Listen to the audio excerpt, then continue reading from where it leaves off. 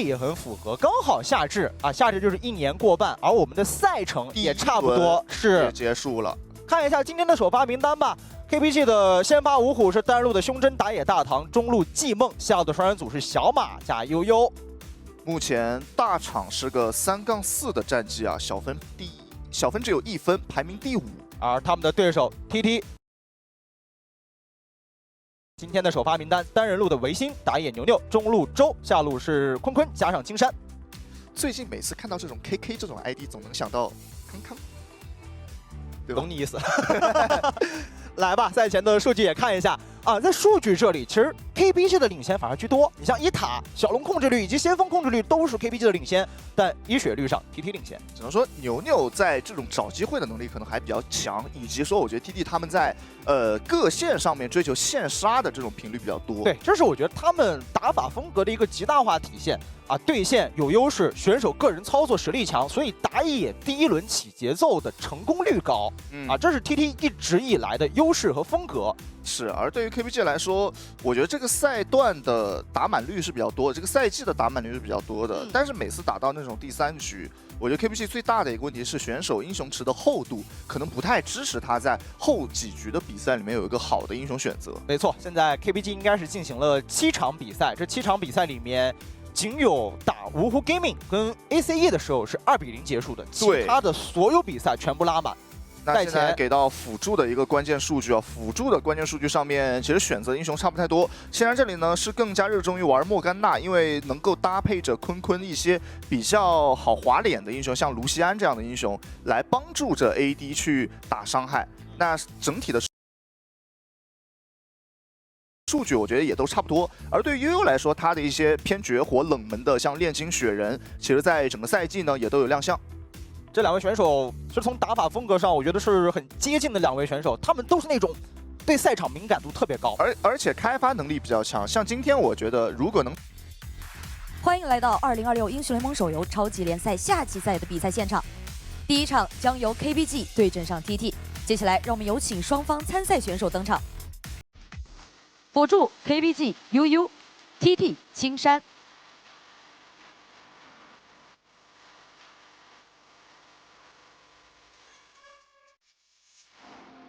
射手 KPG 小马 ，TT 坤坤。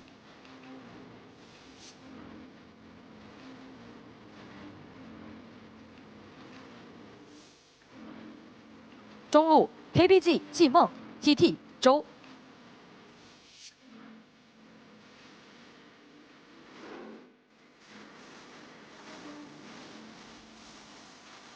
打野 KPG 大唐 ，TT 牛牛。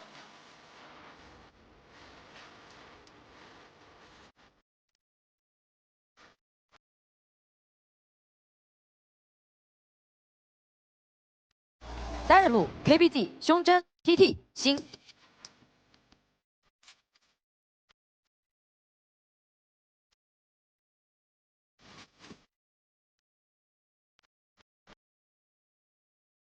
Hello， 各位召唤师们，今天的第1场比赛将由 KPG 对阵上 TT， 夏季赛也正式进入到了第2循环，两支战队各自位于积分榜上的第5以及第2名。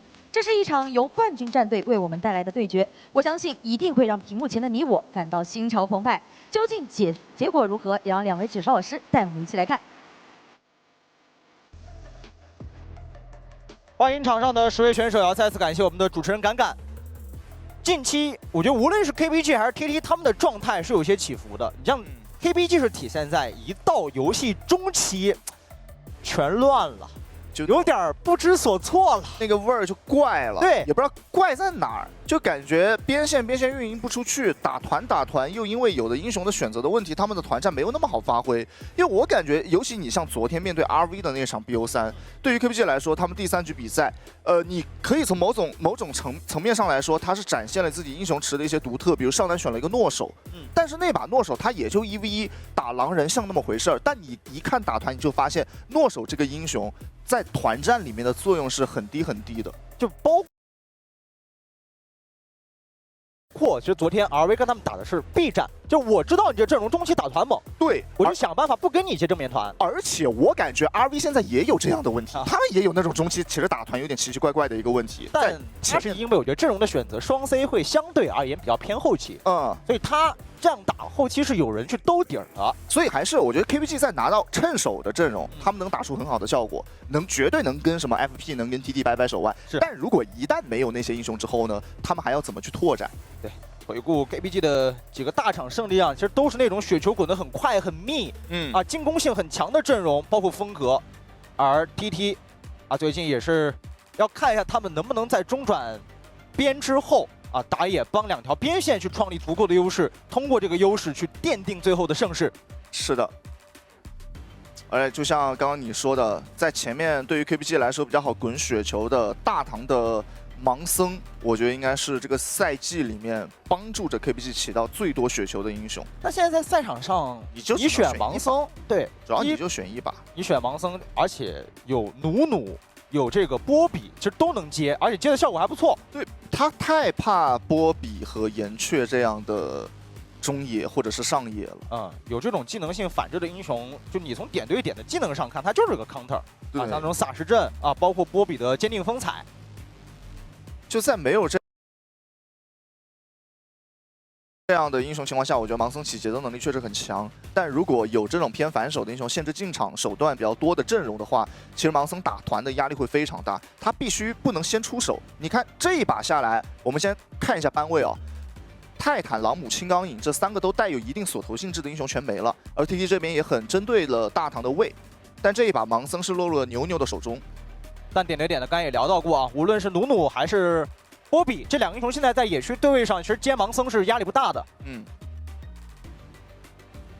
这把还在犹豫，这个努要敲吗？我觉得努跟瑞兹也有那种武魂融合技，就是开大送球，是对，送个瑞兹，送个那个雪球大招，就送个绝对0度过去。是的。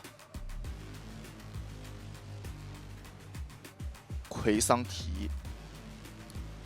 现在 KPG 就每次他们 BO3 的第一把比赛，只要选的舒服，他们进攻节奏是非常流畅的。对，现在这前3手目前看下来是非常优质的，但有点拖。你无论是奎桑提还是瑞兹，这2个英雄其实都需要时间去发育的。坦度够，第一波资源团也有接驾的能力，边线也有一个瑞兹作为一个进攻点，然后在支援这一块也有瑞兹的大招能转线。目前前3手我觉得 KPG 拿的是很舒服的，而 TT 这一边的话，就是看能不能发挥出鳄鱼和盲僧在前面的战力了。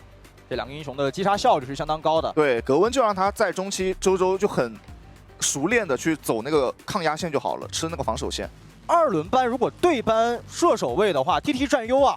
他们2轮班是先班先选的，而且现在开在外面剩的英雄也不多了 ，EZ、侠女、枪、卢仙全上班位，想抬飞机的优先级，包括维鲁斯，或者这一把坤坤可以小火龙，我觉得小火龙也不错。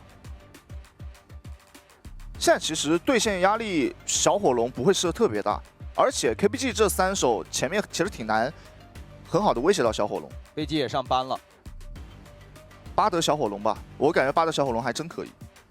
先拿巴德先看一手，因为现在确实外面你说打线强的已经全在上面了。是的。希维尔，洗线的希维尔，哇，这希维尔加奎桑提加瑞兹啊，这阵容你15分钟后见了。希维尔加炼金，悠悠也是选自己的招牌英雄，但这一把小火龙的舞台确实挺大的。锁下来，巴德加小火龙的一个组合，而且也有巴德的存在去提高一下整个团队的机动性。虽然他们现在啊，这上中野的机动性已经非常非常高了，但有巴德的一个情况也会如虎添翼。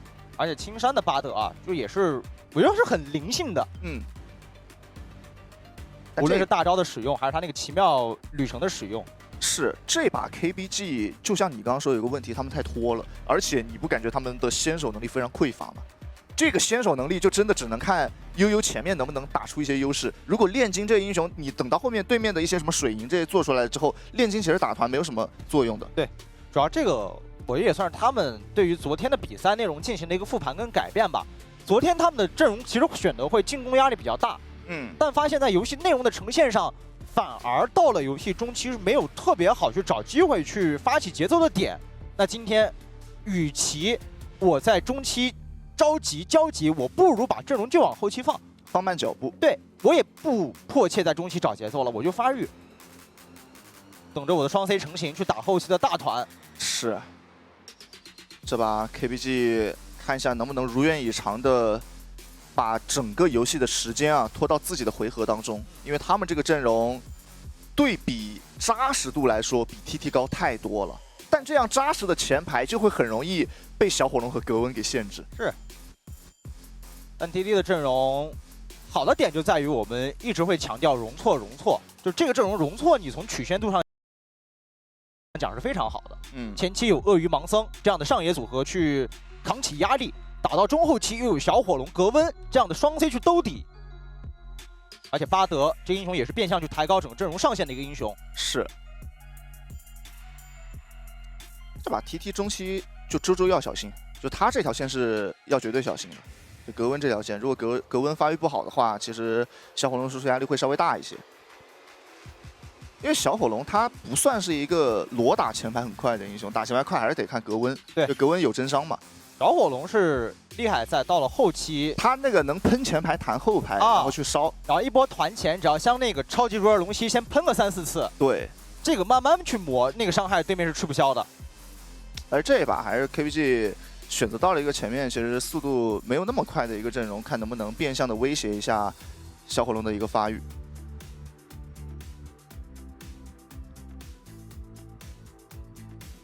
一会儿再来看看这进游戏里面他们前面要怎么设计啊。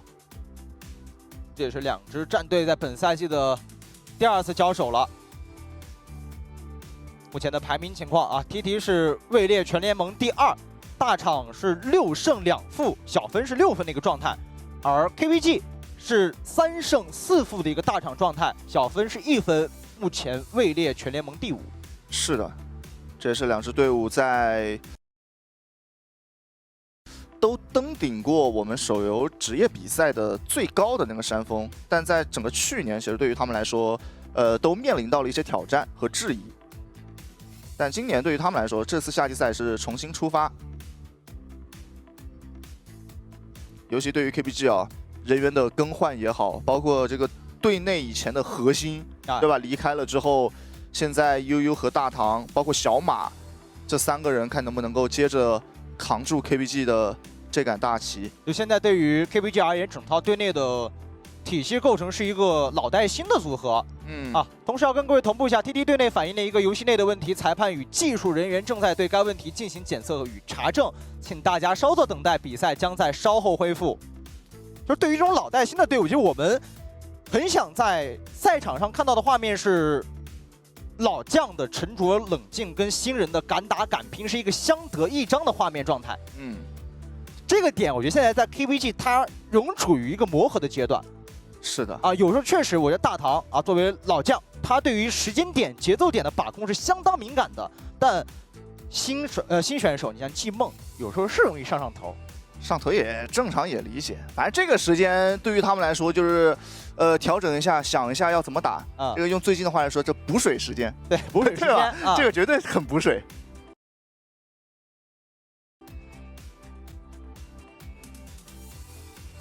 也不知道我们屏幕前的召唤师们以及我们现场的召唤师们最近有没有看球？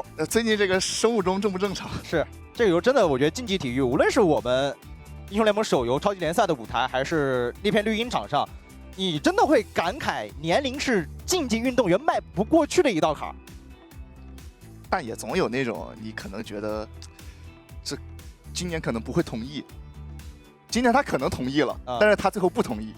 真的有时候我觉得所有比赛都有这样的选手。其实我最近特别感慨，有时候看到那个 C 罗，看到莫德里奇，可能会很感慨，如果他们真的年轻个几岁，这球会不会不一样？那有时候看我们的比赛也是一样的，包括我前几天看我们那个弹幕，包括召唤师们的留言，也是在感慨，安然九老了，九哥小了，九哥。然后九哥最近的这个状态啊，就是我是感觉，因为他以前在 KPG 的时候，他的那个定位就是团队的顶级绿叶，就他是从一个1号位慢慢打到一个5号位的存在。他主要很忙，对，他又得操作，又得指挥，就手和嘴是不停的。然后下来还复盘，然后去了RV之后，你是能明显感觉到，我觉得他的打法包括状态吧，是比以前放松很多了。然后你看这会儿 KPG 的压力就是集中在大唐身上了，大唐和悠悠身上了。不过好在我觉得悠悠回来之后，其实帮着大唐分担了很多一些这种指挥项的压力，所以让大唐会更有自己的精力放在操作上面，所以给他选一些这种进攻型的打野会拿得比较舒服。哎，终于进来了，来吧，看看这把的一个情况。鳄鱼打回脏体，这个线我们见了很多次了，这对线肯定是没那么舒服的，但这个对线也看手法。你越往后打回桑提是曲线度上要高于鳄鱼的。大唐入侵直接过来反野，但来的路上其实那个扫描倒是屏蔽了，那个假野。现在也没有信号去ping，但目前以牛牛的态度来看，他要选择直接入侵了。看 KPG 悠悠想过来帮忙防守一下。但是位置中路过不来，主要下路压力有点大。对，这个下路已经是第2波先要进来了。第一时间，金梦那个位置也在清线，如果直接来支援的话，线亏的太多了。而这把坤坤很有理解啊，来了一个相位斯莫德，这把确实相位给他的操作上限会比较大。最近很多斯莫德的出装是出完那个 CD 鞋之后。2个天启戒指，一个去和那个耀光，然后另外一个就是快速去叠自己的被动层数。最近在比赛场上我见过叠个最快的那个10几分钟200层，就这 SS1 的那个 Yuri 那把那个小火龙底级爽。但这个也天时地利人和吧，不单单是你武刀的一个发育叠层了，你这个炸也要打起来。谁路过都要被他喷2下，就是那个。哎，过来稍微打一下季梦，但季梦这里也打出自己的相位，拿自己血量稍微限制一下盲僧，再帮着大唐争取一点点时间。那大唐想过来，盲僧是拼不了雪人的城的。主要鳄鱼第一时间也没靠，这会儿在拼信号还是选择反打，天一波挂上跟上回音机，维新在旁边的，维新是有5的。交闪先交闪现，但牛牛又是一记稳定的天音波，跟上了大唐，有爆炸球果。那这样后续没有什么留人的说法了。我感觉大唐拖太久了，他直接利用自己的1技能和惩戒把那个河蟹打掉，就没那么多事儿了。就是因为拖得有点久，导致鳄鱼来了，这波自己交了一个闪现。就一开始鳄鱼那个位置是被锁住了，其实没那么好动的。断一下回城，还有闪现、奇妙旅程都交，希望打一套也不追了。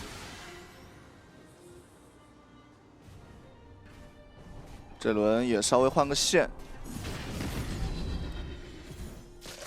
这样至少雪人如果能来的话，有瑞兹的一点点伤害，也能进攻。瑞兹的这个控制其实能够帮助整个 KPG 的野辅。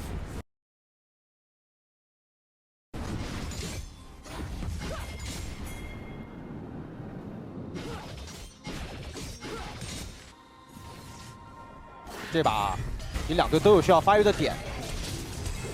咬一套胸针有点顶不住了，交闪现，维新再跟闪现，等自己的最后一点点技能，伤害欠缺那么一点点，应该是有一个大不驰援的盾啊，导致没有杀掉，一个大招金没能金到 KPG 的下路双人组，但也帮助了坤坤叠了不少的层数啊。小马那个盾交的挺及时的，引针速射，上去捡一套，但季梦双招都在，又带的是一个相位，这波只能打点血量。打不到底，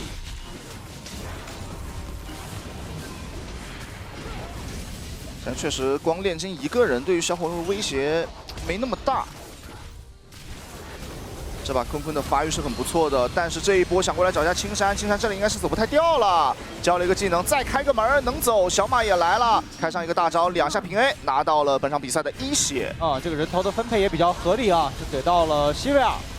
前面青山交了自己的闪现，导致这一波没有逃脱的手段。2队打野也去打了一个照面，正常拉开。这把按这样的情况发育，对于 KBG 来说是能接受的。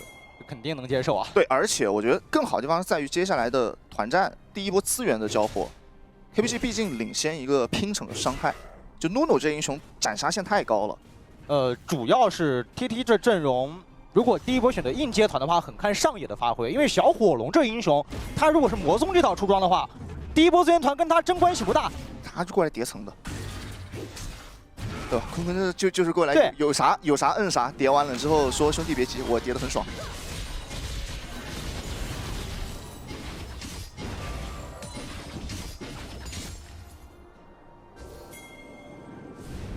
小马现在已经有饮血剑了，在中线也是能够掌握着一些线权。这样盲僧这一把其实不是很好发挥，坤坤这里被留了一下，但他反身直接过来叠自己的层数，巴德也交了一个自己的大招，过来留下悠悠这个地方可能走不太掉了，被盲僧一个1打1直接拿到这个人头。经典的连招啊，先挂天音波，然后踢猛龙摆尾跟回音机。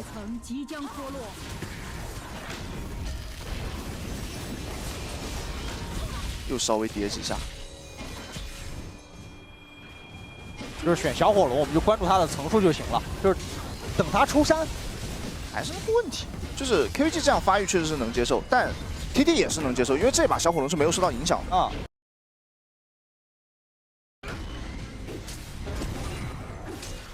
黄色的动向是被视野看到了，那要换了，这样要直接换了。维新被耗了好多血呀，这个时间段不是鳄鱼的强势期啊。弄回来了，再掰一下交闪，他有二雄姿的，他打下这个二技能没中有点伤，二技能中了应该就杀了。 胸针这2个一技能全空了，那这样的话，看一下下半区的一个小龙，牛牛被附地到了，这个惩戒龙应该是能够拿下来，但自己的位置有点太差了，巴德的金没能救下他，青山也能够拉开，先锋可以往中路放，而且青山没大招了，巴德没有办法金这个防御塔，那这个先锋是非常有收益的。巴德的大招是在小龙那个位置用了。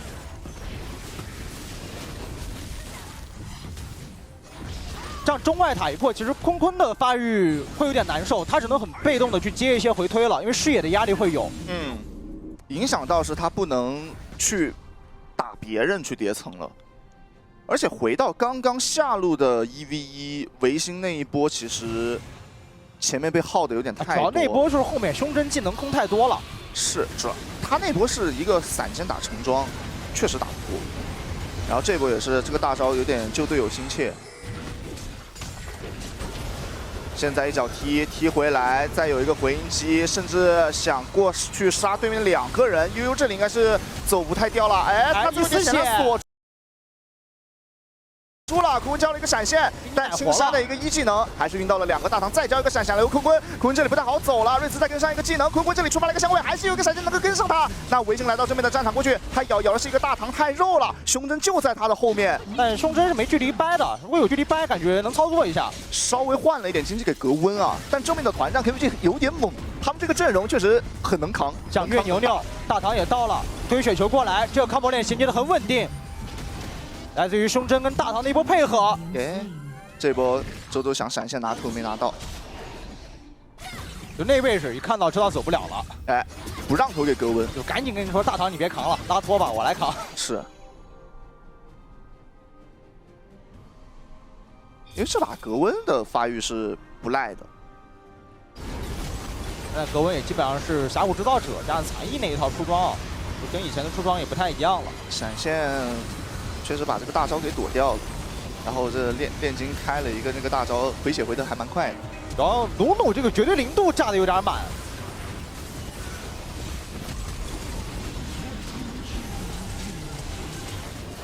现在稍微影响了一下坤坤的发育，这样 KBG 中期的优势已经确立了。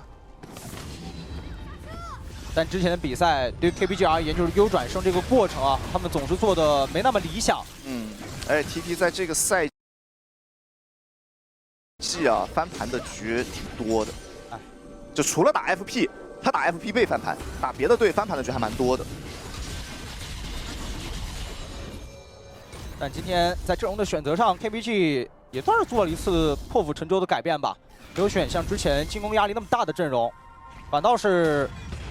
给后期留了更多的容错，想来抓周周，看一下巴德的一个金保下来了，但这个雪球也没有中。那侧面的队友也已经赶到了之后呢，现在周周还有一个四缕残留在，这就是巴德和格温啊，在边线的防守侧是很能拖时间的。一个四缕残留，一个巴德的大，奇妙旅程过来想留一下吗？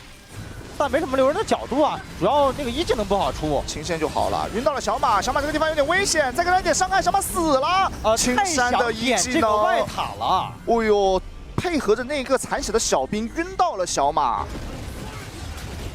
哎，没必要打得这么急。现在小龙还能先落位，而且这个时间段可以先把蓝色方的下一塔给推掉。掉大招，断回城，断回城，叠2层。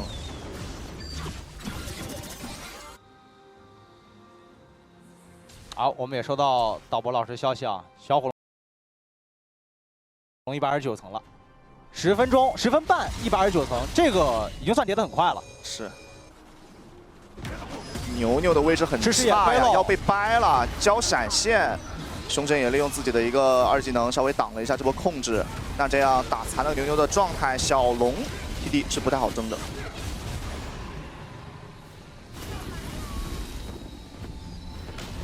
地梦2件套在身上啊，大天使加时光杖这2件装备也挺吃时间的发育的，需要时间去叠。纳什男爵登场。现在对于 TT 的好消息就是这个格温捡前排的速度到底会有多快？因为他这把的发育是正常发育，对于 KPG 来说上野的发育也挺好的。就这把其实2队的 C 位都发育，我觉得没有怎么受限。就照着这个时间推移的话，可能打到后面2队都会把那个球传给双 C。一边是希维尔加瑞兹啊，一边是格温加上小火龙。维新现在在青羽没做出来之前，拿奎桑提没有什么太多换血的便宜的，甚至会有点危险。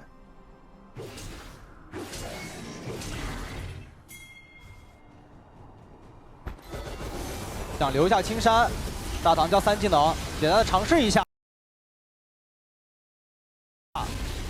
好，但小火龙现在的伤害啊，已经初具模型了，非常可观了。前排目前可能喷不动，但喷你一些小脆皮还是有伤害的。对，但这个阵容就是打后期，如果你要打前排的话，还是要看周周的格温。这英雄捡前排那太快了。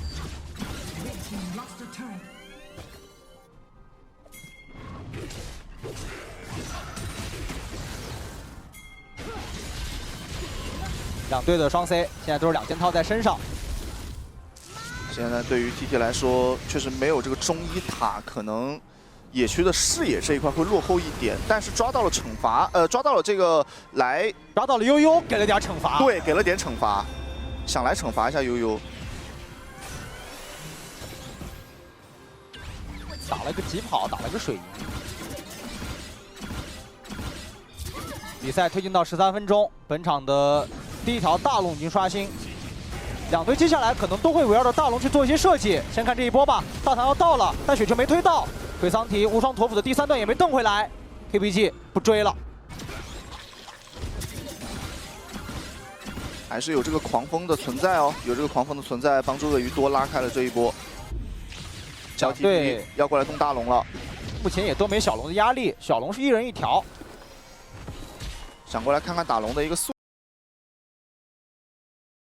度啊，但 TT 这边人也来了。现在打大龙的速度还可以，看要不要绕到底。胸针在正面先扛第1波，公这里交了自己的妈出来打一波伤害，胸针这里交了一个闪现。侧面看一下 KPG 要过来尝试一下，给上一个大招，顺带惊住了一个大龙。青山先进来帮忙给个视野，牛牛想进来拼惩过来，但是没能抢到。那这样大龙拿下来了之后呢，小火龙先喷死了侧面的一个奎桑提，侧面的一个炼金，但是在后面2名刺猬的伤害都很高，季梦的输出位置也不错，主要小马的伤害也很高啊。KPG 也有车，第一时间打得比较保守吧，也没有选择过于深入的追击。是，其实刚才那个龙坑上面，季梦要打的凶一点，交闪上去也能打。胸针想来这波有大了，周周在的哦，大步驰援拉开，看胸针怎么操作了，操作不了。现在的格温已经不是当初的那个发育了。这个真没必要上去找这个青山吧，主要那个格温也是个名牌啊。兄弟，主要他没魔抗，他那2件装备没一点魔抗。主要这会儿格温捡这个葵桑提已经不难捡了啊。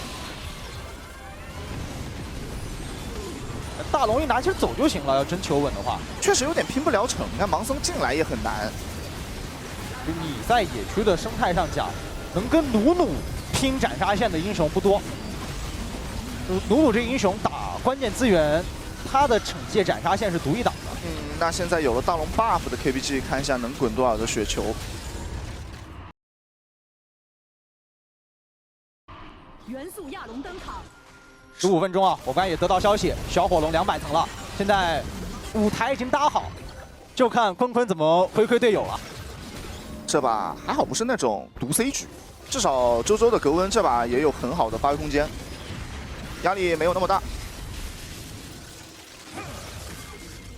现在就是这个大龙 buff 的推进，要如何防守？大招过来开到了大唐，正面想过来留，交上一个大招，大唐的位置有点危险，开了一个金身之后，自己的位置很差呀，救不下来。小火龙和格温的伤害非常高，只能卖掉自己了。主要巴德这波开得好，大招金完之后，刚好他那个角度给了一技能压起身的空间。对，有一个那个防御塔的残垣能够给他一技能命中啊，能晕住。就这个也是巴德一技能的那个留人机制。小龙一拿，但这个小龙也没有龙魂的加持。现在是进入到那种远古龙决战了，这把感觉是那种远古龙决战局，但是你打到这个阶段，格温和小火龙是非常能打的，你的前排扛不太住。16分钟了，层数是200加，装备是3件套。对于 KBG 来说，唯一的好消息是，目前坤坤还没有附魔防御型的装备，还没有什么水银金身。那能不能在这个时间内找一个机会呢？不肩摔背回来了维新，但队友离得比较远，姗姗来迟的胸针也没有办法去跟控制，去跟配合。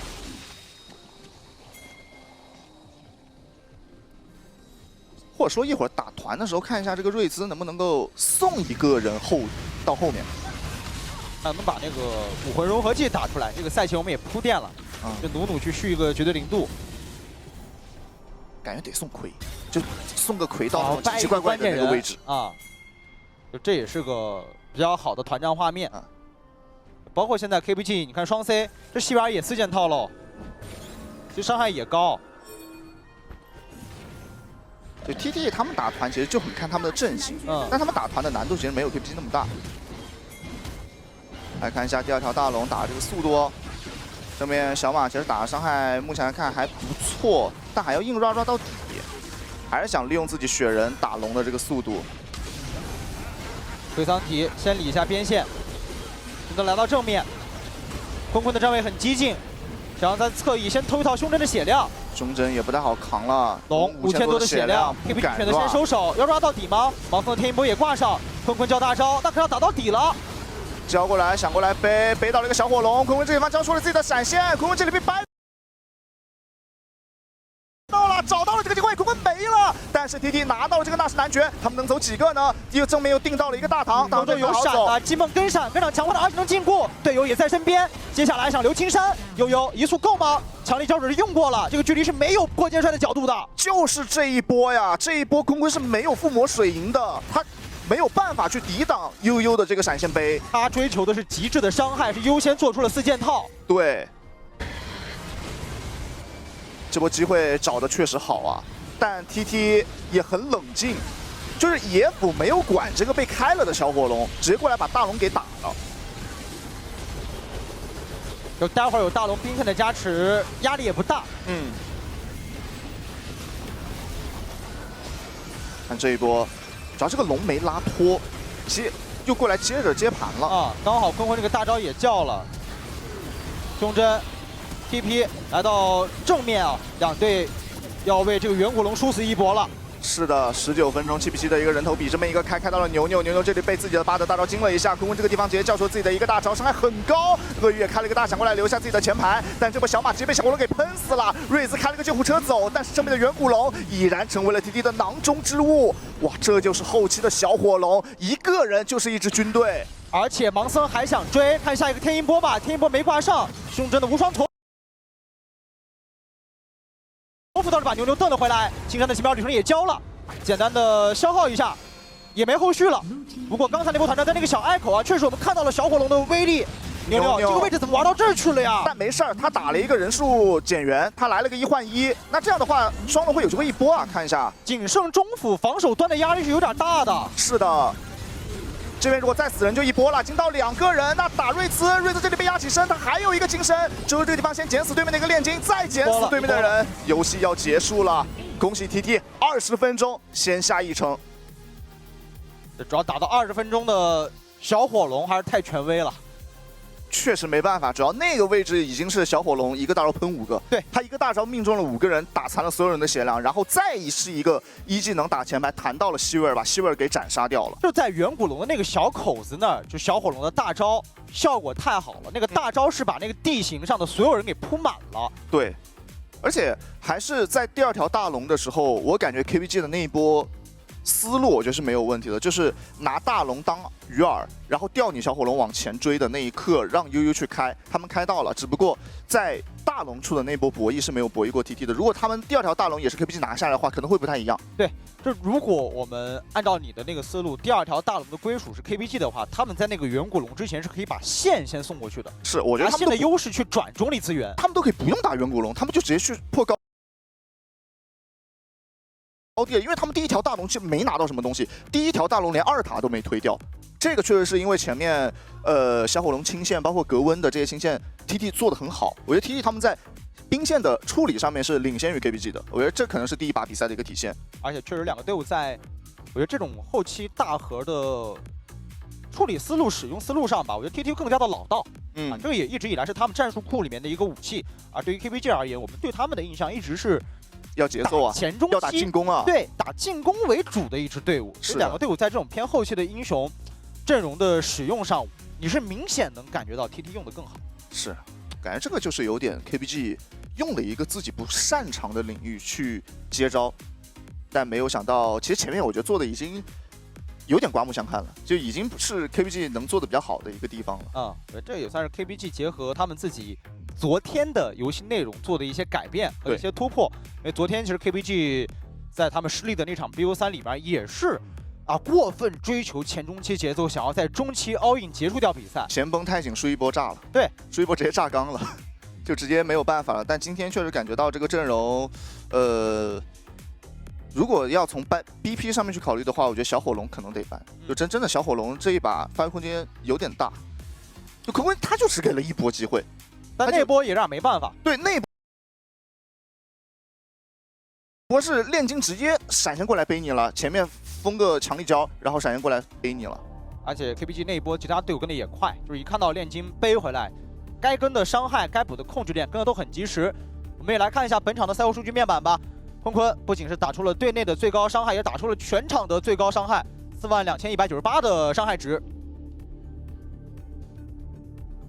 但无奈啊，其他的几兄弟跟伤害能力都有点困难，其他的英雄跟伤害能力有点困难，所以坤坤在整个对局里面还是一个偏无压力的。最后的 MVP 也是给到了坤坤的小火龙啊，5-2-4的 KDA， 伤害占比是40%，参团率是75%，伤转是来到了250%。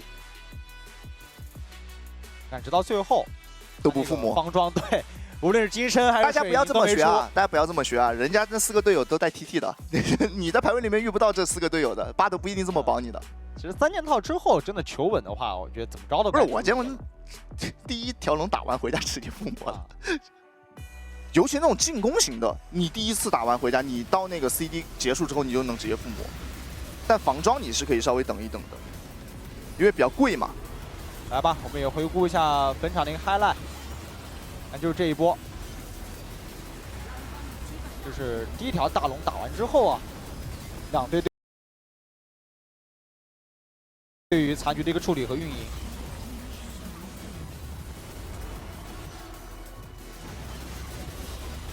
哦，这波青山开的是真好，他先是大招金一个，然后压起身刚好卡了努努跟那个外塔残骸的位置，一技能完成压起身。哇，悠悠这熟练度挺高的，闪现胶水加上自己过肩摔，一气呵成。对于坤坤而言，刚才那个画面就很无奈了。其实闪现也用了，但没办法呀，旁边还粘了一个奎桑提。啊，主要第一波有腹地，但这种时候就是小火龙魅力时刻了。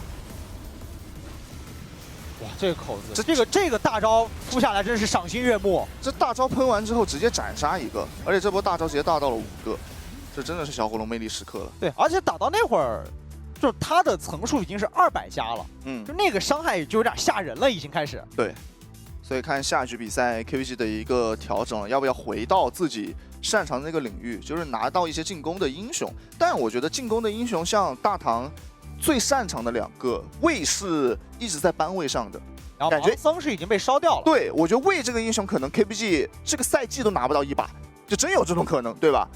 有可能。然后盲僧这英雄又很容易被烧掉，你再往后赵信刷的慢，皇子容易被克制，皇子能挡的英雄太多了，你要去跟 TT 去比那种岩雀这样的 AP 型打野的话，我觉得也是比较困难的。最近我们看到出皇子的局，我觉得呈现效果好的是打那种大招流，皇子加个女枪，或者皇子搭个兰博，我觉得这个画面会好一点。对，这个组合是能出的，因为你的重心还是要放到中后期，无论是小规模还是大规模的团战上，就把这个抓机会能力给利用上嘛，而且限制一下对面这种无位移 C 位。KBG 下把比赛选蓝色方，看一下他们要不要这么选。而且我觉得在第2局比赛还有一个这种反手的英雄组还在，就是岩雀和波比，甚至说岩雀、波比、布隆这3个点。没错，就这3个点，其实我觉得在最近的一个比赛里面已经成为大家很爱玩的一套了。而尤其红色方他们1、2选一起出。那这样的话，你蓝色方1选，你选一个，比如说像你说的，他选个兰博，那你后面要不要搭皇子？你不搭皇子的话，兰博有点形单影只，你只能够去出肉了，就出肉去抗压了。但最近确实你从赛场的，我觉得胜率也好，以及表现的情况看下来，回到以前了，就是输出装的兰博，反而我觉得效果会比现在纯肉兰博好很多。对，输出兰博我觉得是在中单位置上面很能打，对，就绝对是很能打的。就现在纯肉的兰博，我们能看到的效果，确实在游戏的前中期影响力又能扛。而且洪文说那个伤害也高，但你越往后拖，其实它提供的作用也就是抗伤害了。是，所以就要看下一局比赛的一个调整了。对，而对于 TT 这边来说，几条路能打对线的英雄也都有，就是 TT 的那种第2局啊，就说维新的英雄，2板斧、狗熊狼人。数值怪，狼人绝对算上赢。不，狼人绝对是那种第2选，你不知道给我选什么，你们下去考虑吧。你给我点个狼，然后打谁都能玩。就维新已经算是我觉得他把狼人这个英雄带火的一个人了。就之前其实，在我们的联赛上面，单人路是很少有选手会出狼人的，维新应该是头一个。然后出完之后，大家跟他打了几场，发现这英雄确实好用。是的，就对线那个血量跟假的一样，主要你在咬2口就回上来了。你在对线狼人的时候，你只能够拿数值怪去打。对啊，你正常英雄打，你是属于那种推不过线、换不过血。那狼人的2技能一亮，对吧？给你讲个狼来了的故事，但队友都怕了呀。队友就很怕野区突然跑过来一个5级有大招的狼人。而且这英雄打团也有用。大招如果扑到那个关键 C 位，队友跟上控制链，那个集火击杀的效率也蛮高的。这主要还是压制效果吧，高贵啊！主要维新他太会打团了，就他打团他那个3技能用的特别好，他那个恐惧其实用的是比较不错的。就一般可能平时见到的一些上单狼人的话，他可能打团很容易白给，就你大招扑不到人，然后因为狼人打团比较脆嘛，然后他打团也没有那种很大的 AOE 伤害，也没有坦度。所以狼人很容易白给，但他那个狼人，我觉得打团的那个思路是挺好的所以这也是下一把 KBG 要去考虑的问题。以及我觉得最近很多队伍其实是在尝试岩雀亚索这个体系的包括其实在辅助位上可能会搭一个牛，但这个体系，我觉得优劣势是很明显的，它也是太吃时间的发育的。对你像 TT 包括 FP 以及 RV， 我觉得现在很多队伍都在练这一套阵容，但目前呈现最好的队伍是 FP， 是主要这个 Soldier 的亚索熟练度确实是高这套阵容就很吃亚索熟练度的。看一下 KBG 这局比赛自己的一个调整，主要是如果是大唐的话，说不出那3个字爆一把。这大唐的爆女，其实咱们见的画面没那么多。他玩的也少，对，主要是他更多还是要玩那种节奏打野。你像整个联赛内豹女玩的多的，一个是灰八，一个是姜汁，是他俩是对这种法系打野吧，都不单单是豹女了。你像寡妇、莉莉娅以及豹女玩的都比较多的2位选手。大唐的英雄选择还是偏向于传统的战士或者是螳螂那种刺客。螳螂确实是一个，他寡妇玩的也还行，就是我觉得大唐他这个赛段玩的寡妇优先级会比豹女高很多。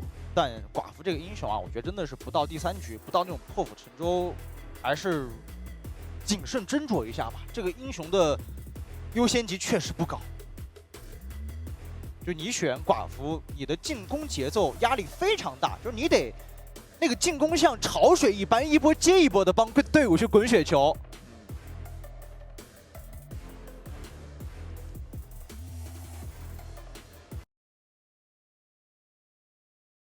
看这把谁能站出来啊？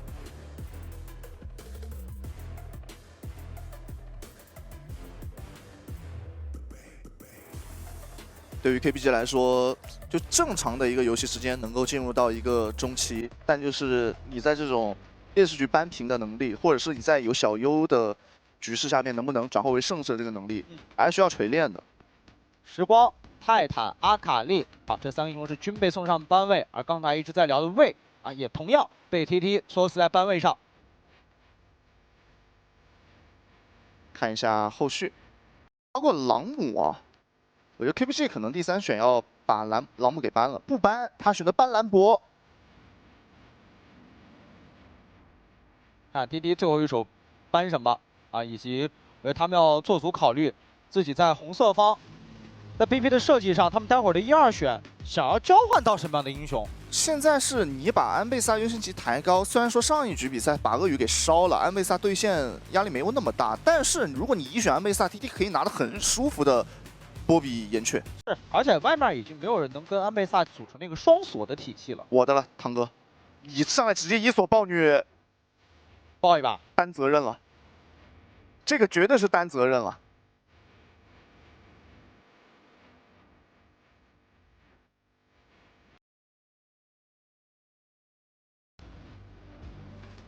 但豹女这一把的空间能有多大呢？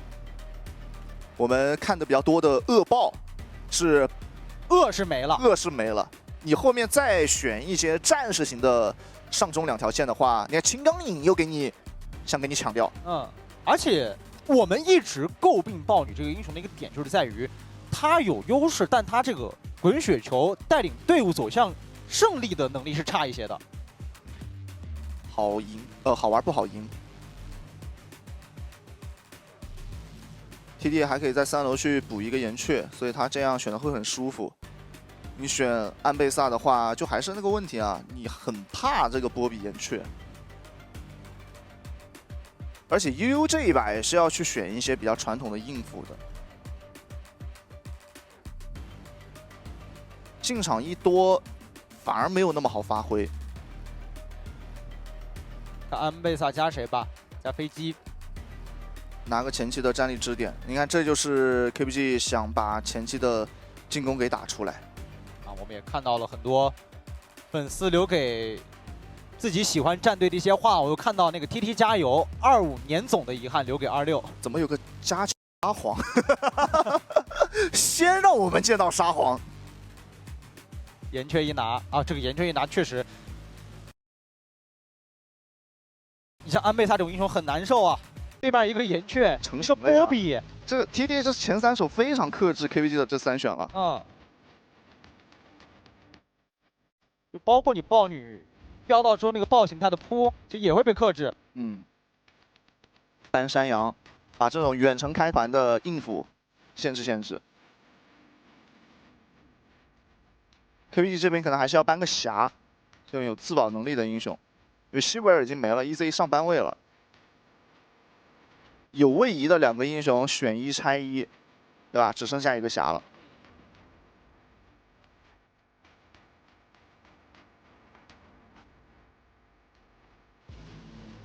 哎，现在外边剩着打线能跟飞机掰手腕的霞算一个啊，女枪算一个。其实坤坤也算是联赛内女枪使用次数比较多的一位选手了。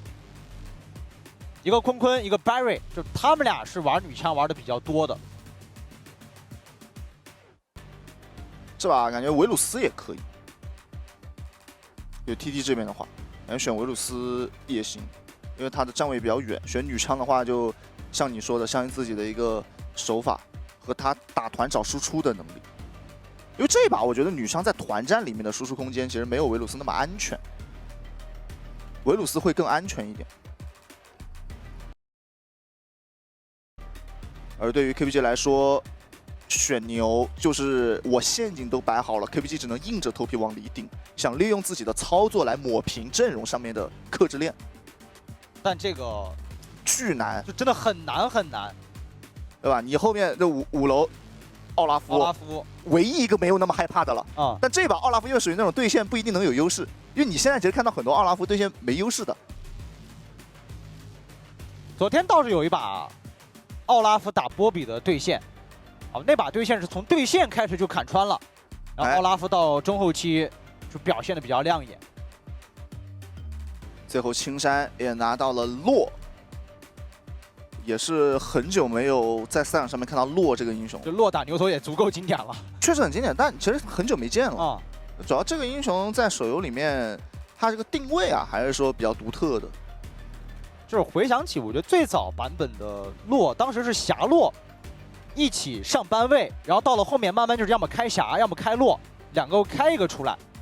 甚至在早期 rank 里面，甚至有那种纯 AP 出法的洛。现在其实也有，但已经没有当时的那个纯 AP 那么厉害了。以前带一个那个电刑，来个什么巫妖啊，附魔一个推上来，而且洛有再整个法爆。是洛主要有个机制，他虽然说开大招之后呢。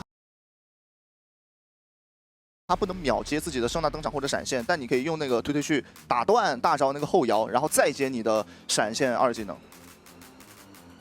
这个是绝对当时啊玩那种 AP 洛都知道的一个机制。看一下这把比赛，首先是青山他这把这个出装会怎么玩？现在基本上可能大概率就是救赎那一套了，就常规的出法。这把就打防守嘛，这把防守能力挺强的。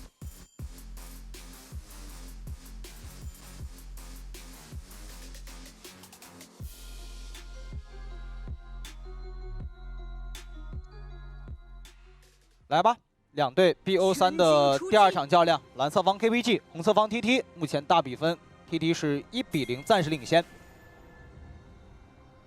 看一下是 TT 直接2比0拿下，对吧？证明一下，在这个夏季赛好像确实只有没有赢 FP。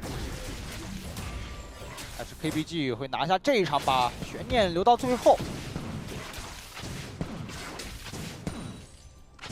小斧子的一个维鲁斯。其实最近赛场上看到维鲁斯还是打 poke 的那套居多啊，但效率有限的时候是先把对面的小车头人给反了。也是红色方在一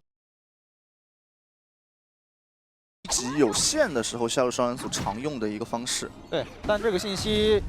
KPG 队内也应该会同步给大唐，看一下大唐待会儿在野区的规划上要不要重新做一些设计。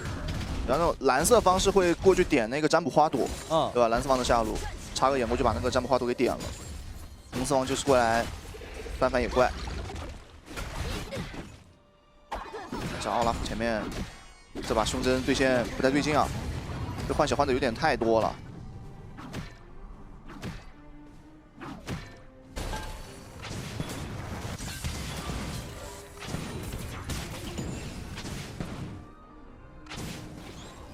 也知道你大唐是从上往下刷的，这轮线送进去之后 ，TT 也选择求稳，没有硬压位置去消耗血量。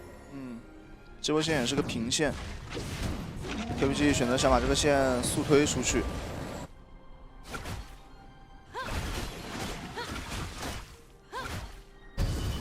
这把倒是都有点平稳，河蟹也是1人1个，两个人都是回家准备开始刷自己的第2轮。啊，野区上也就小亏一点，亏个小石头人。哎呦，锤走了，怒亏一个炮车加2个兵。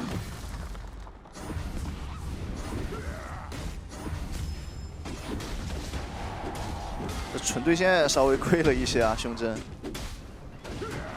主要你奥拉夫面对波比5级前，你那个3技能其实还算个位移，会被坚定风采给打断，就是跳的那一下。对，这是手游奥拉夫的一个有趣的地方。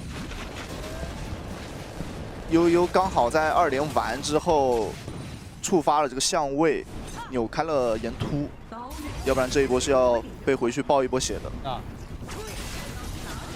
中转边之后，新钢鹰打安倍萨，其实这两个英雄，你真要拼到底的话，很看手法，就真的是看手法了。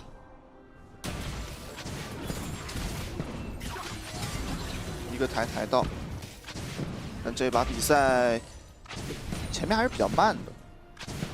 这两把今天上来，这两个队友的风格都没有迫切的去找机会去强调那个一血。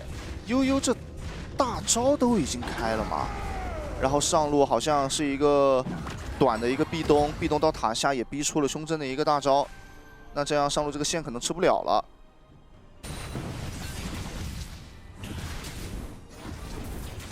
这把大唐跟牛牛也都没有着急去做事儿啊，也是先保证自己的发育优先。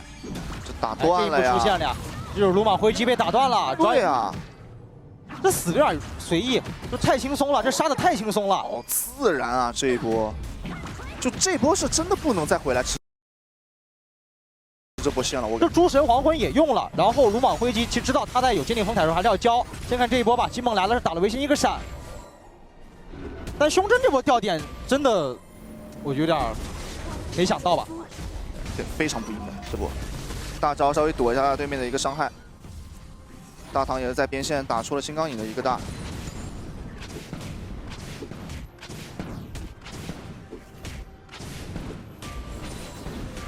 先来回看一下，之后主要又是走到了一个能壁咚到墙的一个身位，对于胸针来说有点全错。大反甲做出来，大反甲加铁板蝎。季梦你来吧，对吧？这真的反正我是奥拉夫，我看了是没胃口。这季梦看了估计也没啥胃口。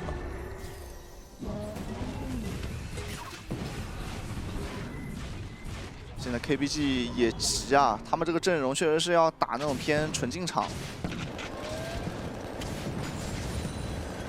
但现在，我觉得游戏画面是没有呈现出任何一波有联动起节奏的内容的。无论这个节奏点是安倍萨跟暴雨的配合，还是野辅的联动，其实都没有看到。反倒是对线端上 KBG 这里，胸针是先出了点失误，被点对点的维新拿到了人头。现在几条线 TT 都很能接受。中线依旧是一个破口流的维鲁斯，这个时间段也是能够掌握住中路的一个线权，而且洛也没有那么害怕被牛头开。防御塔镀层即将脱落。现在第一波资源就要刷新了，2个人拿波比是没有办法的，你起码得3个人来。然后你看他这装备，能1个头2个大，拿到简单消耗一下。但这一波对于 KBG 来说还是要尝试先落位。但这维鲁斯这一剑打了大唐接近1/3的血量，但还好他是个豹女，是有续航在的。TT 先占口子，先落位，正大登场抬到双人组，配合着岩突抬回来的悠悠。完了，这坚定风采还把这个2技能给顶掉了，那这样很耐心啊。是的，打到底是先把牛头大招给骗出来了。牛头已经没大了，维新在续锤，把锤给收下来。小马在侧面投了非常多的一个伤害，洛这边再一开抬到了2个人，但是这边哐到的是一个小马，小马地方交了一个闪现之后呢，自己还有一个瓦里基分钟能走，奥拉夫拿到了这个头，而在侧面的季梦想过去切对面的一个后排是被维鲁斯给收掉了，维新这里也不太好走了，闪现撞墙了，维新，那这样。维新倒下，1换3拿先锋。对，趁乱之中，大唐是拿到了先锋。这波小马很能操作。一会儿我们回看的时候可以看一下这个飞机哦，他首先1个人在侧面，1个人相当于卡了3个人的位置，把伤害给打满了。而且维新也没锤他那一下。是的，所有人的目光都在正面的先锋处。你看这轮小马伤害真的已经偷满了，只有哲多反应过来了，不能让飞机这么玩啊！但是当他反应过来的时候，这飞机还有一个闪现，还有一个瓦尔基里俯冲。G 梦相当于是一个人过去拆火的，还能换掉一个。就这一波前置条件，我觉得 TT 做的是不错的，是把牛头大招骗了出来，但在后续操作上面没操作好。给小马太多发挥的空间了。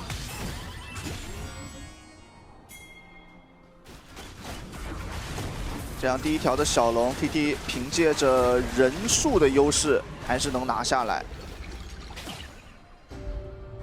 刚好回合也到了 TT 手上。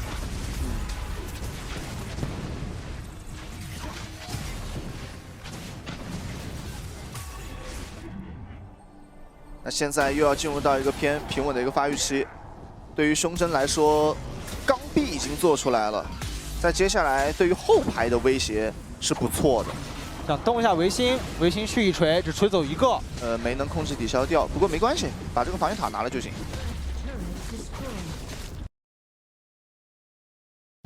胸针拿个头，也刚好是帮他补了一下对线的那个被单杀的劣势。确实。这波好像不太能给机会啊！战术横刀扫到了，开出神黄昏，挡下岩突，有一个上鬼是板甲的白盾，但青钢里有大招，框下之后线是清掉了，而且队友也在身边。哎，利用自己的大招和石像鬼，让对面这一波对于上路的进攻没有成功，而且先锋再放到一个上路，在一个台被一个2技能给挡下来了。看一下牛头腰带一闪过去留，想来牛这个地方吃了对面第一套的伤害，但是自己没有死。现在再一个抬到了一下牛头这里大招已经结束了，侧面维鲁斯的一剑先把悠悠给击杀掉。哎呦，这两边都在操作，都蛮细的。这青山他玩的真的就是。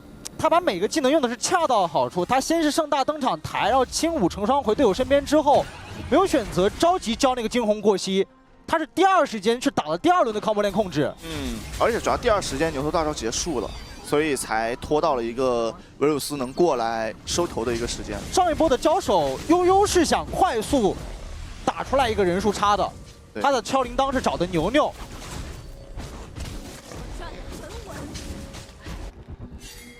哎，问题还是你找到的那个目标，队友能不能跟？我觉得这是接下来悠悠要考虑的一个问题，因为当时牛也有闪，状态又不错。过来想来找一下维新，找一下这个波比奥拉夫，从南天门砍到西，但是在侧面野区也被打到了，大唐先倒了，而且秦刚有钩锁的很灵活。接下来是 T 的追击之势吗？盛大登场抬下维新给壁咚，但是没有撞到墙上。维新的位置有点危险，但他的坦度是够的，这个有人数差在的。先交一个闪现回到队友身边，两队正常的拉开，没有打到底。双方的打野倒下之后，确实其他人伤害没有致死量。但现在 TT 反应很快，3个人直接过来推中了，打出了 G 梦的一个 TP。比赛进行到10分半，两队这把人头经济是都没有拉开太多。哎，这两队打的真有那足球赛的感觉，挺黏的，这贼黏糊。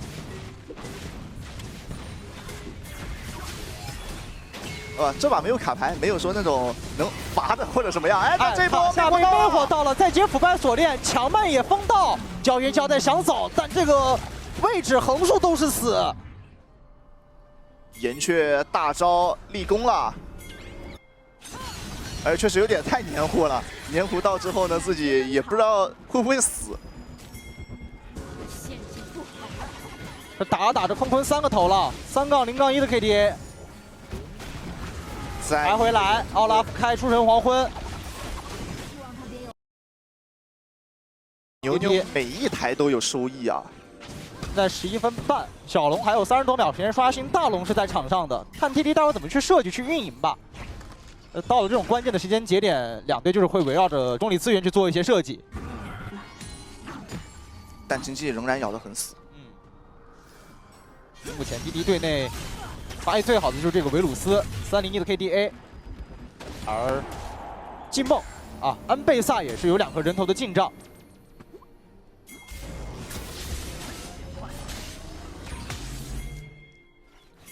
现在 KVG 领先下路线的一点点优势，他们下河的空间也会更多一点。波比做一个传送门来到了正面， 2连到接一标，消耗了一下青山的血量，但反身也是一个沿途突回了悠悠。悠悠这里开了一个坚定意志，那在开完坚定意志的时候直接拉开，洛还想过来抬，又抬到了牛头。牛头这个地方被打了一套之后交出了一个闪现，侧面的胸针也是把周周逼回到了队友的身边。那这样牛头已经没有了大招，侧面的视野对于 TT 来说是要靠维新一个人慢慢趟进来的。TT 选择先把中路的线理一下。 啊，因为在小龙端上，其实他们的压力不大，想拿中路的外塔去换资源啊，直接举进去，队友来的速间还蛮快的，但是 TT 也选择撤退了。哇，这波确实胆大心细，季梦这2技能开出来了，没被直接控死，真的是硬守了一下中路的外塔。对，拿大招硬守。 又想抬，但没有抬到2个人，反身还想过来留悠悠，再一个2连起了2个，但是悠悠这个地方还是被沿途回来了，但又回了一口血，他没倒下。奥拉夫这里有点危险，坤坤一剑拿到人头，同时他已经接近了暴走。这会儿的牛肉已经有点那种风干牛肉的感觉了，有点硬了，难嚼。但这一次人数的差距是让 TT 顺势推掉中一塔，这个中一塔一推，对于 TT 来说有接下来更多的资本了。打大龙，趁着你奥拉夫在的一个时间差，但也不选择打到底。然后岩雀低身也不在。主要现在在 TT 的视角里面，这悠悠纯克苏鲁开团，就你不知道他下一波能开好开坏。 但他不容易死，但他开的那个位置啊，每次能把自己开的挺危险的，真的。对，其实上波没死也带点运气成分吧，就是风浪越大鱼越贵。就鱼有没有在说？那上波那条鱼得是东星斑了，那相当贵了。就鱼有没有在说？但风浪绝对大。悠悠这个开团永远自己贼危险。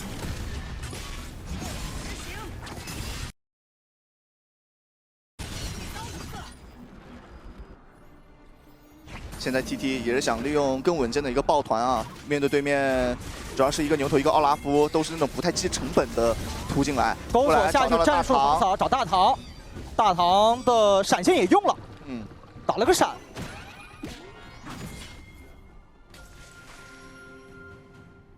飞机得先回去接一轮中线，是得先理线。这少个中外塔，确实中线上不占优。隔墙维新找到机会，壁咚到了。 但胸针这个诸神黄昏捏得比较死，现在再交出来，主要是看到 TT 的支援也到，不能再恋战了。逼出了一个奥拉夫的大招，然后这个时间段确实牛头不在正面，奥拉夫一个人是稍微有点危险的。主要悠悠的开团一定得有队友在身边。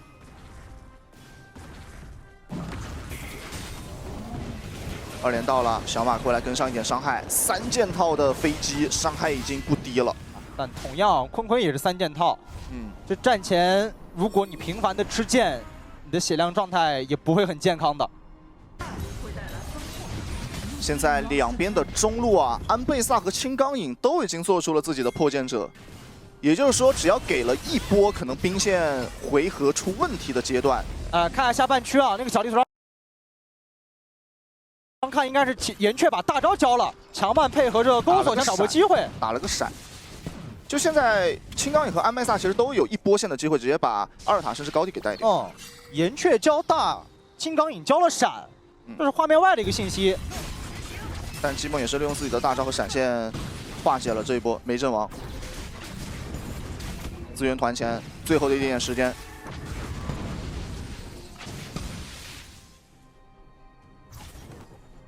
胸针这一把奥拉夫，功能属性拉满了，辉耀美德都做了，辉耀美德加大反甲加一个石像鬼石板甲，你把这英雄头像一遮，猛的一看我以为是个什么波比，是。然后现在小马输出压力有点太大了，豹女打团很难贡献出那种一锤定音的效果。 他打残局能力还会更强一点，但打正面的大团飞机一个人的输出压力是非常大的。元素亚龙登场，就本身豹女打团的上下线把这个英雄就会拉得比较开。先动小龙了，其他人在中路做表情，而且我们从上界视角看，岩雀已经读回城，那这样小龙 TT 没有选择过来接。对，这个口子也卡得比较死，而且确实又没有龙魂压力。正大登场想反抬没抬到，胸针是张暗牌，要选择开吗？选择先冷静一下。是下路线带了过去，那 KBG 这是一波他们的回合，接完上路线其实可以在大龙处找机会开的，因为阿米萨可能会先到。正面想过来找一下这个对面辅助，开大招有轻弩成双，沿途抬到了奥拉夫开主神王会先找维新，悠悠上去补一个超铃铛的控制。但 C 位的位置有点远啊，第一时间 KBG 的伤害补给不是很充足。对于胸针来说，他这个装备啊，打前排是一点伤害都没有，他打后排还有一点点的威胁。尝试的摸大龙，但主要没有打出什么技能，因为现在时间都已经来到了一个后期，大招好的会比较快，打大龙速度已经到了一个半血。胸针过来给了个视野，看了一下，得让队友们赶紧过来。悠悠想过来看一下能抢到吗？抢到了，大唐闪现过去把龙给抢到了，而且阿梅萨再一个举到了坤坤这里的位置稍微有点危险，但是队友所有人都在他的旁边，小马也在偷伤害，牛牛这里还在打伤害，这一波周周再往前追一下，牛头也被击落，牛牛拿到了一个双杀。再开个大招，要找残血的胸针了，找到了，胸针交闪，一斧子没挥到，还在追，有钩锁过来，现在前后的位置被封死了，沿途抬到，那胸针应该是走不了了，看人头的分配吧，是给到了岩雀。大唐这波抢到龙啊，让这场游戏还有悬念，因为你能感觉到正面的团战伤害已经不是一个量级了。18分钟了呀，但说实话。这18分钟之前，其实豹女的游戏内容提供的并不多，但这一条大龙立功了。他闪现穿梭掉了青山的技能，穿梭闪。那这样来打远古龙，抓住这一点点的时间。金刚影直接开大招踩的是大唐，大唐回头给一镖，维新是开启了天地风采。现在要给视野，大招蔓延到了吗？安倍萨举了下去，是谁的龙？是红色方岩雀抢到了龙。那有远古龙的加持，这个残局 KBG 是不能接的。是。季梦进去拿命给了一点点机会，没能换掉对面的坤坤。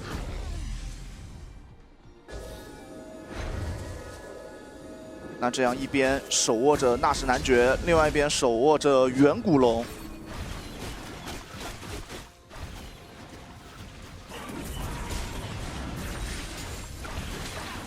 接近20分钟了，这两队今天这场 BO3啊，打的是。确实是也足够谨慎，而且咬的也够死。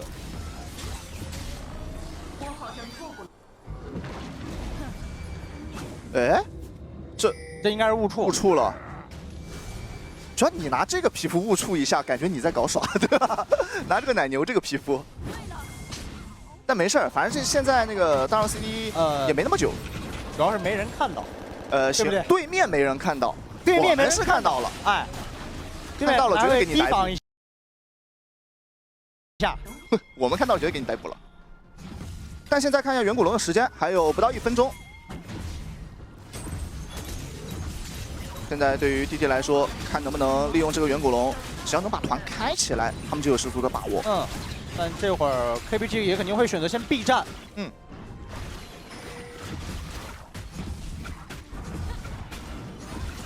中下的2塔都已经被 TT 给推破。远古龙还有最后的20秒，还剩个零头。那我们从 TT 的双人组想要回城的这个感受来看啊，这波远古龙也是要放弃推高地了。主要是这波远古龙，你想把架打起来，首先已经很困难了。我觉得3路的所有外塔一拆回去补给一下，马上大龙要刷了。是。3线1里占一下大龙位置的口子，我这个大龙可能会成为本场比赛的一个转折点了。主要还是第一个，现在青山还在埋，就青山每次埋之后骗一点技能，骗完他就拉走的。这一波你看，开大招，维鲁斯也补大，但悠悠也同样有大，他就是想打牛的大呀，打牛的大，大龙刷新 ，TT 可以先动大龙的。你牛头没大招，只能奥拉夫过来硬顶，但奥拉夫吃不住其他人的伤害。但 TT 的双人组大招也交了哦，大招一个看一下大龙的一个速度。现在侧面过来打了一下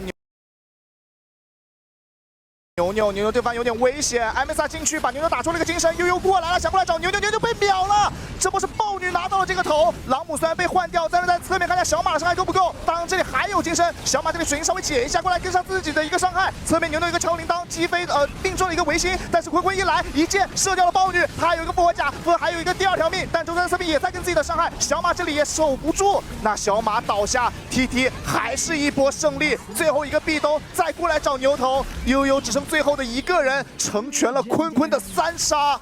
你打4的残局，悠悠的倒地只是时间的问题。1换5的团战 ，TT 可以凭借着这波团战的胜利，一波结束掉比赛。哇，坤坤这一把一次不死啊！而且就是在他最后的一个大闪命中了大唐，把一个能打残局的英雄给处理掉了。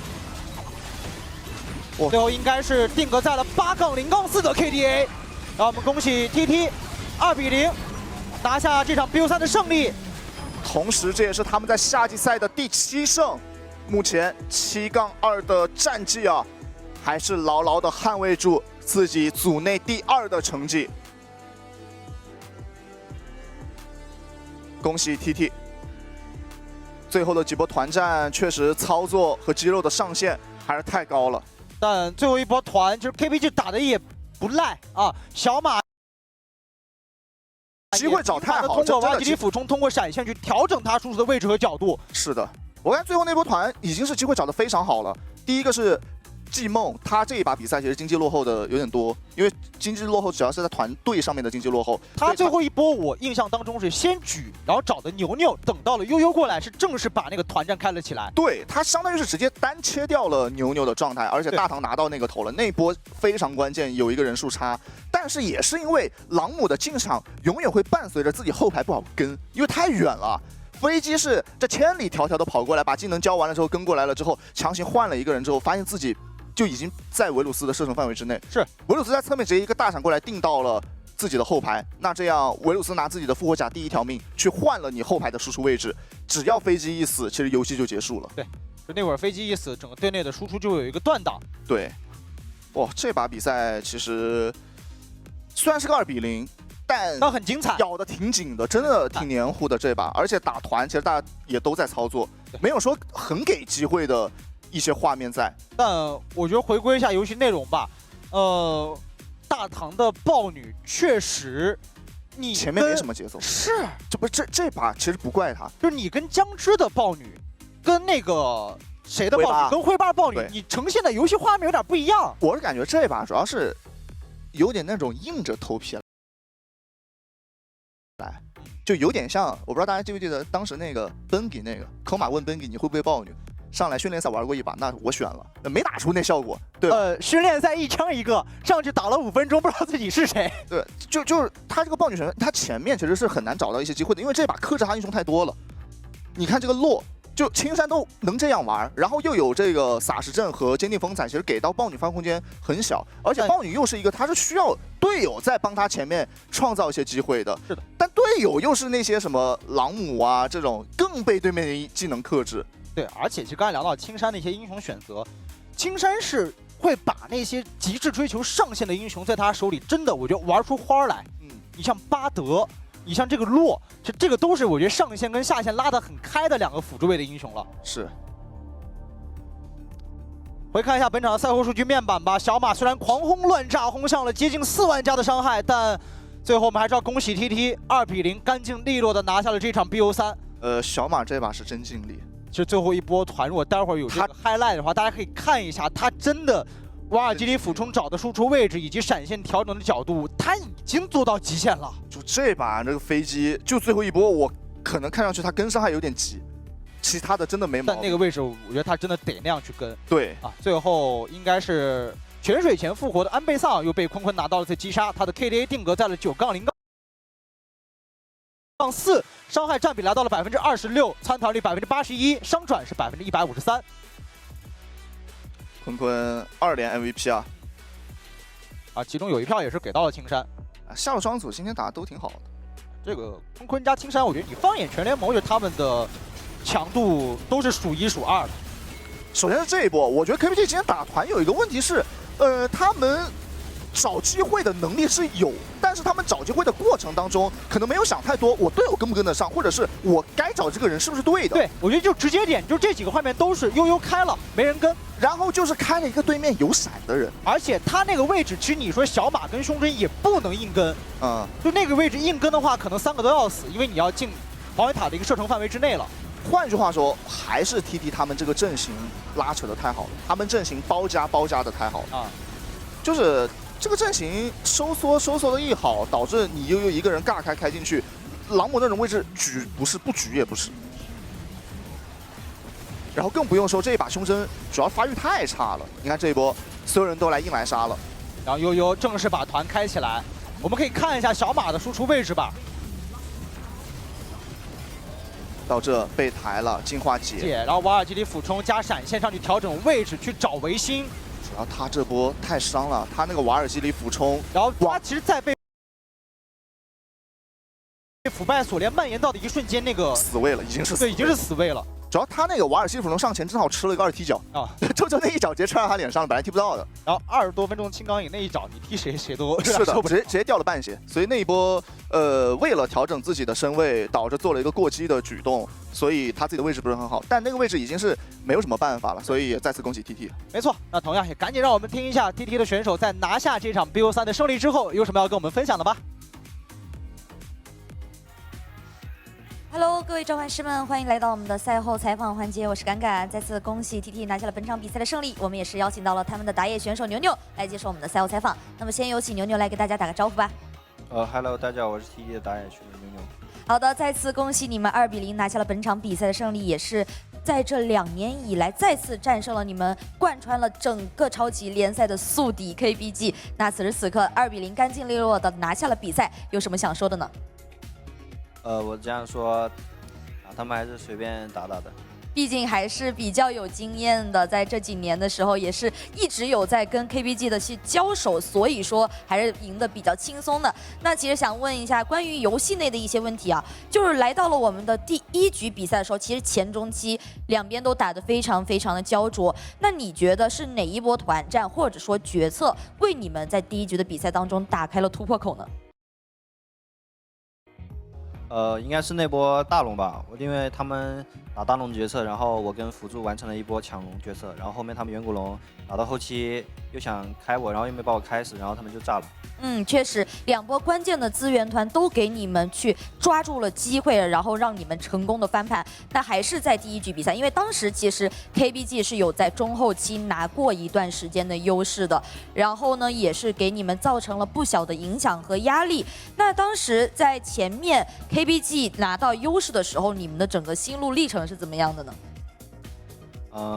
什么？就是因为 KBG 中期的时候，因为他们也有拿下，比如说资源团，而且团战也打赢了1、2波嘛。其实当时他们在数据板上来看，经济上是有领先的，然后其实是当时是有机会去赢下第1局比赛的胜利的。那在当时 KBG 领先你们的时候，你们当时的心路历程是怎么样的呢？就是不急啊，我们反正后期2个跟他们拖后期，他们就算拿大龙也推不了我们高地，然后我们拖后期他们必输。确实自己的阵容还是比较偏后期发育的，所以只要稳住，不给最致命的一波机会，都能够去有机会然后逆风翻盘。那最后就回到了我们的最后一个问题了，因为目前其实你们在积分榜上排名第2，其实刚刚也非常的搞笑，我跟牛牛2个人在场下谈，就是关于这个积分榜的问题，你个人还是觉得就是说 FP 现在势头正盛，然后应该在接下来的比赛当中，他们也不会有太多的意外，继续保持第1。然后呢，你们也期待着能够在接下来的比赛当中拿下连胜嘛？那问于接下来的比赛，就是面对上即将进行的比赛，会不会还是有一点点压力呢？没压力啊，我们一直保持连胜，然后季后赛虐他们就好了。继续保持自己的连胜，然后看看有没有机会，再争夺一下这个常规赛的第1名。反正后续来到季后赛，还可以去跟 FP 他们来碰一碰。好的，非常感谢牛牛来接受我们的赛后采访。那么我们就先告一段落了，稍事休息，一会儿再见。